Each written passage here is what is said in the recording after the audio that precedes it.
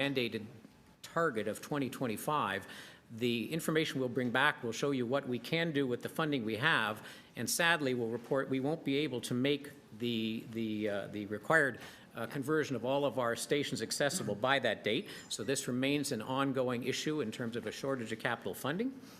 Happy to bring back the revised updated deployment schedule for all of the streetcars.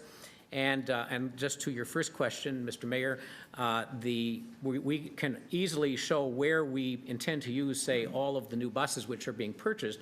The point I would make is we deploy our buses directly in response to changing ridership. So what I tell you today, if I brought it with today, by the time we get the new buses in 2016, that could change in a significant way depending on how ridership has shifted about both temporally and geographically. So it is a bit of a moving target, but Mr. Mayor, we're always happy to provide what information we have at this time.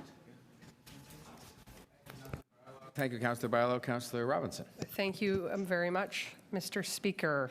Mr. Chair, so we talked this morning about the interim report for the poverty reduction, and in my mind, two of the most critical things are jobs and transit, but not just the expansion of transit, also the reliability. So you had a couple charts up there, a couple slides that talked about reliability, but being an individual on the ground, experiencing the Yonge line every day, and my residents having 3 subways, York Mills, subway stations, York Mills, Lawrence, and Eglinton, I'm not sensing that reliability. I'm sensing a high level of unprecedented frustration, and I think a lot of it's related to the automatic train control. Some of it are mishaps and weather and intensification, but can you talk a little about your plans for accelerating? Are you attempting to accelerate automatic train control? It was supposed to be delivered in the next couple of years. Now that's not happening, but can you tell me a bit more about that?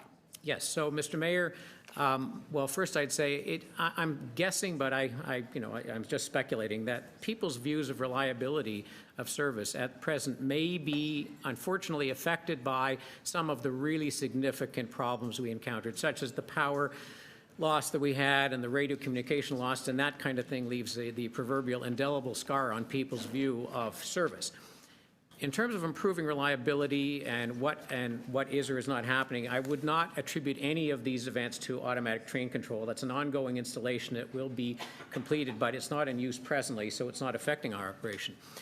The introduction of the new Toronto rocket trains, as they're called, these are dramatically more reliable than any of the previous generation of subway trains that we had before, so our performance and reliability there is improving.